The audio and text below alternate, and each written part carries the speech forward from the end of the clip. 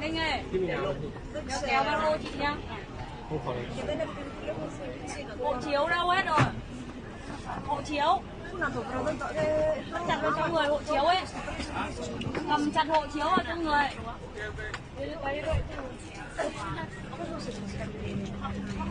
Có mùi như thế rồi.